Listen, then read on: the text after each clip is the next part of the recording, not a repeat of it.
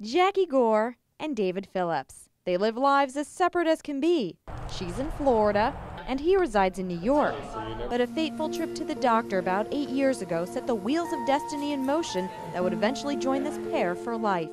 You see, Jackie is a two-time cancer survivor whose battle began when she was just 15 years old and she noticed a lump near her neck. They said that you have cancer cells in there and we need to start treatment as soon as possible. When they cut it out, they said we need to do chemotherapy and radiation right away. Jackie had Hodgkin's lymphoma. When we were told she had cancer the first time at the age 15, the first thing I thought of, what did I do wrong?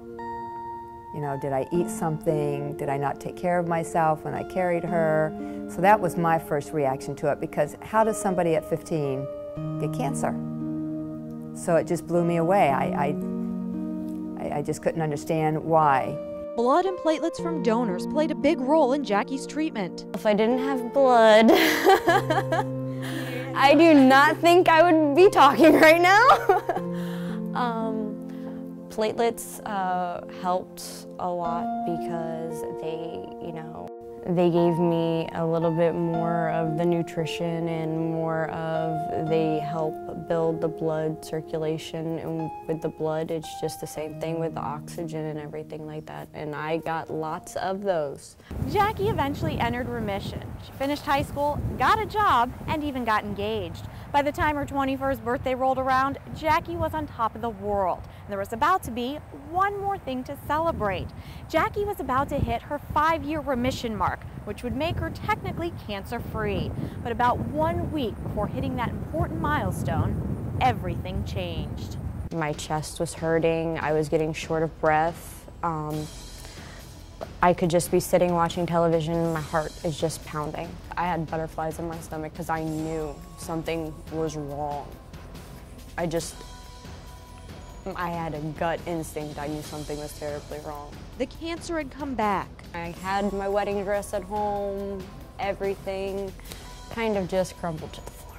This time it wasn't Hodgkin's lymphoma, it was leukemia. How did it just all of a sudden just come out of nowhere? 5 years, she's healthy, and then all of a sudden she has leukemia. We found out that it was from one of the chemos that she was on, so it was a chemo-induced leukemia. Because this was a secondary cancer, doctors said Jackie needed a bone marrow transplant. And since no one in Jackie's family was a bone marrow match, the search began for a donor. In steps David Phillips, a New Yorker who joined the National Bone Marrow Registry several years earlier. He just happened to be a 9 out of 10 match for Jackie. I think everybody has gifts to give, and one of my gifts has been that I've been really in good health for my life, and I really appreciate that. So it's a way to give back. About a year after the transplant, Jackie and David began communicating via phone calls and letters. But now they are about to meet each other in person for the very first time. I know my anxiety level is like this high, but my emotional level is like, probably top that.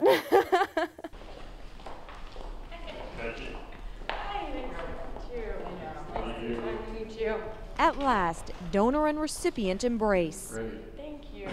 You gave me good bone marrow. It worked successfully. Amazing to finally, I think, meet her, and I think this has really helped me better understand the impact that I guess I had on someone else's life. I wanted to give that guy a big hug, you know, for letting me spend more of my life with her, you know. But it was out of it's just not the right settings or whatever, so I shook his hand, and I admire him for going through what he's gone through to save somebody else. He's a hero. He gave her life, and when we talk to him on the phone and he doesn't think he's a hero, and I tell him, yes, you are, because you gave her life. If it wasn't for you, she would not be with us right now. As they get to know one another, they discover they both have a passion for horses. And since the transfusion, they have something else in common: freckles. If you saw me when I was younger, I would be freckled all over, and, you know, hair was carrot red and all that kind of stuff. So all that's been tempered through the years, so not surprised, I guess.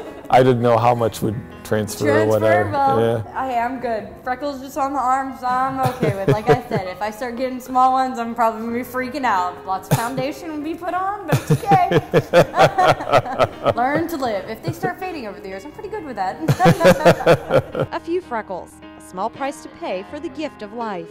The greatest thing about having a bone marrow transplant is that you can actually meet the person that is giving you life.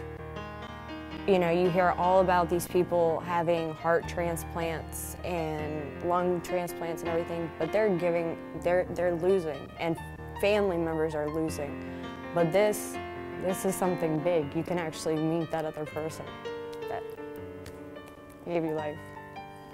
They started out as strangers, an NMDP registrant and hospital patient, thousands of miles away. Today, they walk together as lifesaver and cancer survivor, sharing and receiving the gift of life.